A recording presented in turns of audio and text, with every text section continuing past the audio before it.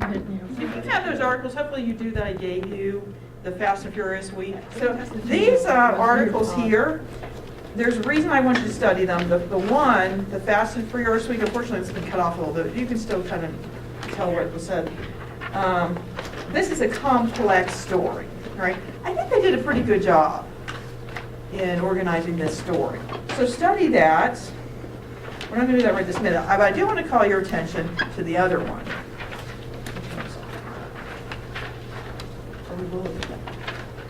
High-speed crash puts survivor's life on hold. Okay, I want you to read that, at least a good bit of it. Try to read all of it. Notice the quotes. This is the most important thing I want you to notice from this. The quotes are their own paragraphs. Notice how they lead into the quotes. They transition into them to the previous paragraph by saying, or at least hinting at something to come. Okay, they don't change the theme or the speaker. You kind of know who said it by the time they get to the quote. Go ahead and read that and see what I mean. And what did you notice things in particular about how things are quoted here? I see you're doing something. What are you doing, Valentin? Tell us about that. I'm just marking where the quotes are. Oh, okay. No, good. That's just my All right. Well, let's look at that. Okay, the top of it. Kind of the middle column, which says, towards the bottom, the incident and the prolonged investigation into the crash have temporarily altered Friel's life and left him frustrated and in limbo. So the theme of that paragraph would be his life, right? So Friel's life. So we expect the next quote to be about his life. And guess what? It really did change my life, Friel said. I'm even a little afraid to get back behind the wheel. I was on the interstate and the high speed kind of scares me now. Okay, so they don't repeat word for word. They do repeat the word life. But this is how you should do it, right? Are we recording? Okay. That's how you want to lead in. So you don't, and I realize that I haven't necessarily been clear, but you don't necessarily re-word or state word for word what the person's about to say. That's called parroting. It's also, there's a few other slang terms where I can't remember. But anyway, you don't want to do that, but you do need to kind of alert the audience this is coming up in a way that's a little subtle, like they did there. Okay, look, now go on down. Okay, the first part of the jump there.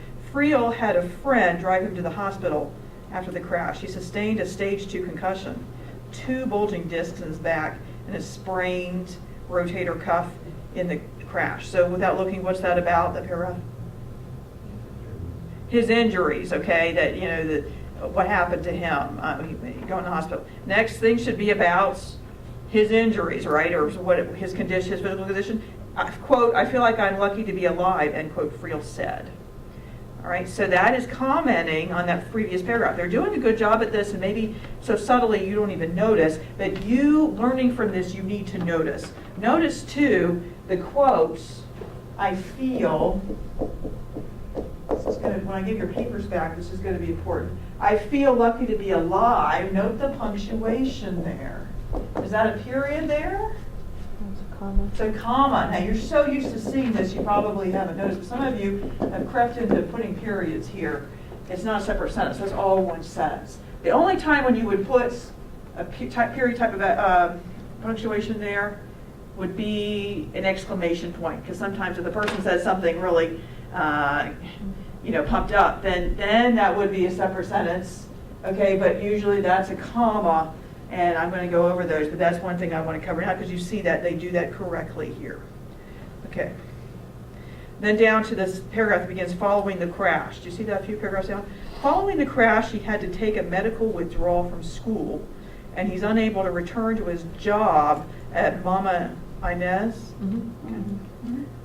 where he worked busing and washing dishes. Okay, so now they've moved to this discussion to talking about his job, right? So we expect there to be a quote now from him about his job. Okay, I'm really exaggerating this so you see this is what you need to be studying. When I ask you to read articles, right? I'm asking you to read articles, study them, and we know Michael and everyone. There are papers available, newspapers available at school here for you to pick up, both in the sub and downstairs here in the entrance. You can pick up the newspapers and study these and do what I'm doing right now. Because I sometimes feel like some of you are kind of at a standstill now. You're not improving your writing. So this is what you need to be doing. So his job, quote, they told me that they would hold my job for a few weeks, and that if they had to replace me, I would be first in line when they hired again. End quote. Friel said, I tried to go to class Monday. Okay, also it's classes, they probably could make that separate paragraph, but they don't want to stack quotes and separate paragraphs. I tried to go to class Monday, but I couldn't remember a lot of the stuff that I knew before this accident. That's really heartbreaking, isn't it? I mean, oh man, imagine that happening to you. You know, I feel kind of empathetic for this kid. I said that did happen to me. That did happen to you, and you lost your memory? I got Wow. hit by a drunk driver my junior year of school, and I didn't finish, and I had to go to summer school because I didn't even know my name, You basically. didn't even know your name? Yeah, I rode my car 6 times and got ejected 78 feet Oh my goodness, from where my and you car survived. It's yeah. amazing. That's truly amazing. So, when these things happen to people, you think, snap out of it, but you can't. This is real stuff that happens to people. It happened to this guy. He didn't expect this. He didn't deserve this, right? Anyway, so they led into that really well. Now in that third column over, okay, towards the bottom, a Bannock County Sheriff's Deputy. Do you see that? Bannock County Sheriff's Deputy, Sheriff's Deputy, continued following the SUV. What about you? I hope that. You got it. The SUV eventually from a distance, and was the first law enforcement officer at the scene about 20 seconds after the crash. Okay, we end with crash, so we expect his quote now to be about the crash, right? Quote, I didn't even see Deviney, in parentheses, because they were specific about, okay, what didn't he see, not just it. They replaced it with what it was her in their car. Friel said, I just heard this big bang, and then everything went black. I don't even remember the airbags going off, end quote. Okay, so that's a pretty good example of what I want you to do. Please be studying things like this. And you should know by now when there's bad writing, right? You can tell. And so you ignore that, or you learn what not to do when you see that. But this is pretty good. So lead into that. Lead into those quotes. Let's do our exercise. You're going to listen to Ed Jakowski. You're going to write down quotes from him. Right? So this is an exercise of listening backwards, mainly, right? Meaning, as he's talking very fast, this guy talks fast, you're going to try to pull out quotes. He's a self-proclaimed fitness expert, and he seems to have the credentials for it, as I believe he explains. But he never made it. He, see what you think of him, but he did not become, has anyone heard of him, Ed Jakowski? For a while he was on some infomercials. But see what you think, maybe you can figure out why. And he's really into jump roping. He's really into jump roping. So imagine he's giving this to us, this little demonstration, and you're attending it as a reporter, and you have to figure out what's worth anything, what's worth writing an article about. Let's just watch this.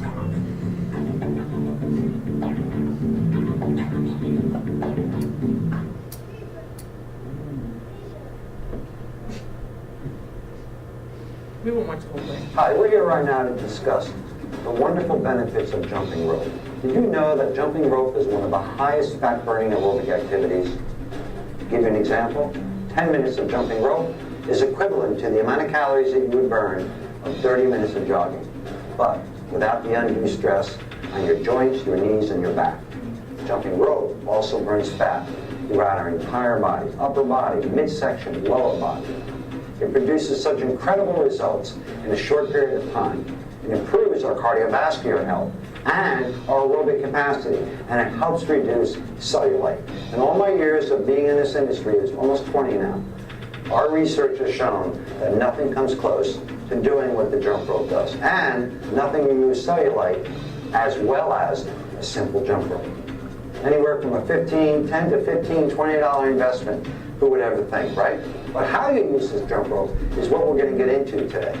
How do you measure the rope? What are the common mistakes that we're going to make? What do you do if you get discouraged? Skip a jump. So, although it's excellent to do, most people out of the box can't just start with this jump rope and do 5, 10, 15, 20 minutes.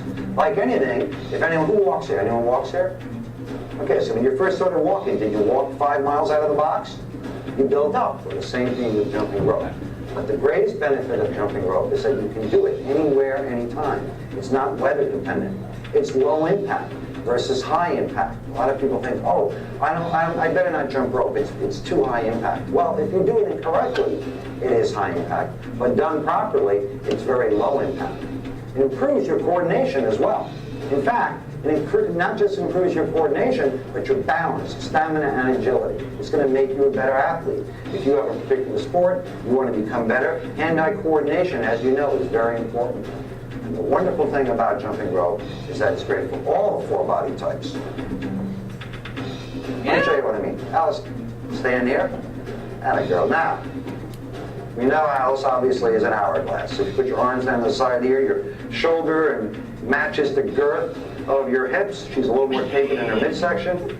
Well, this jump rope right here is going to take all this off from the back of your arms, a little bit of this on the saddlebag area. What do you do now for fitness? I walk on the treadmill 3 times a week for 30 minutes. Okay, how fast?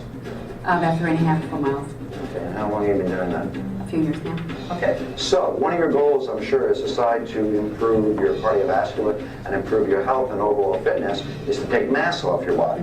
So you now know that that by itself isn't going to work. And that's important for everyone at home to know. There is no one exercise. I don't care if it's yoga, Pilates, running, jogging, lifting weights, including jumping rope, that in and of itself is going to transform your body. And the reason why is that there are many components of fitness.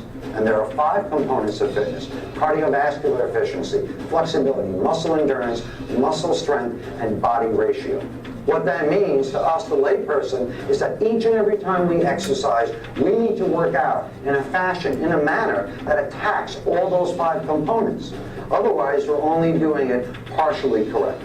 So this, combined with your walking, and making sure you warm up, you stretch properly beforehand, is a wonderful way to shed unwanted pounds, remove that cellulite, and give yourself a feeling of a better self-positive. And advance a little bit to the part where they're actually jumping rope. You may, and just relax. The first thing is, open, what you pumping. Of course it's high impact, but when done properly, it's very low impact. All right, Yvonne, come on. See? Stand up here, let's show everyone. Now, we've never met before today, correct? Right, Now, when was the last time you jumped rope? when I was about 7. Okay. Now, I'm sure you've heard of it, and you tell me what you think about a jump rope and what you've heard and what you think it can do for you. I think that what I think is that you need to be very coordinated to jump this. All right, so you think it's difficult. Yes. Okay, do you think you possess that coordination? No, not at all. Okay, well, why don't you stand over here a second. Now, I'm not going to say anything. I just want you to just face straight ahead, and I want you to make believe I'm not here, and I just want you to jump rope for 20 jumps in a row, nice and easy. Oh my gosh. Just 20. All right. I want to see what you do. Okay, so let's first do this. Watch, look at me. Just relax. The first thing is you're going to put your starting position. The rope is going to be here. You're skipping. You're going to hang on to the handles. First of all, come down on the handles. Don't grab the rope up there. Watch, come down like so. Perfect. And all I want you to do is just go like this one time. Bring your arms around slowly and jump once, just like that. Perfect. Perfect. All right, we're already 100% better, aren't we? There you go. So now I want you to give me 2 jumps. All right. And good. It's great. What did she do? She started out great out of the box, right? And then she kind of like got, oh my God, I'm doing it. And her hands, right? And your hands moved. Watch. So you did this, and then you shifted your arms and hands. The key to the jump rope is, watch, you're in this position. Perfect. After you bring that over, the hands and the wrist don't move. The forearms do. You started doing that with your wrist, and you created more length with the rope, and that's why you tripped. This is the position that I want, as if you were swinging a tennis racket, right in this point, right here, in this position. Okay, so give me 5 jumps, nice and easy. I want the same speed every jump. Okay.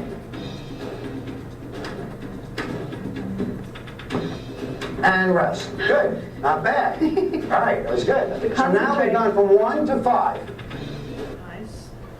Tell me some of the quotes that you got. What are some of the things that stand out about what he said? Let's hear from Let's hear from Chris. I got, all right, we're already at 100% better, aren't we? Okay, so there would have, you have to explain the context if you Yeah. use that quote.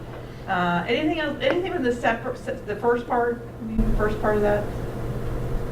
Let's see. The just first part of the video. Yes, the first part was introducing things. Oh, we better not jump rope, it's too high impact. Okay, so you're saying what a lot of people think, what he said that a lot of people think this. Okay, all right, all right. Anything else from the first part? Any comments, Erin? I have that jump roping is one of the highest fat burning activities.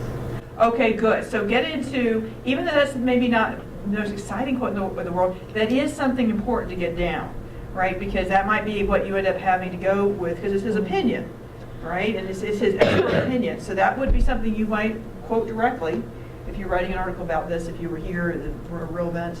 What else? Valentine, did you have something? No, Yes. Devin? I wrote down that when done properly, it's very low. When done properly, it's very low impact. Do you believe that? Now, after watching this? No, I really You don't. don't believe it. I understand that once your body knows, is used to it, it's not as big of a fat burning. But I don't want me to shoot it down. I got really into this. We bought jump ropes for my first new Todd. Todd's on his head. And Todd turned out to be really good at it. He was really good at it. Remember that, Todd? Can you do double dutch? And I couldn't deal with him, so I just stopped. But he could get up to he would count them and he'd get to 100 jumps. Right, Todd? You a little competitive? Me? You mean remembering that you could get up to 100 jumps is?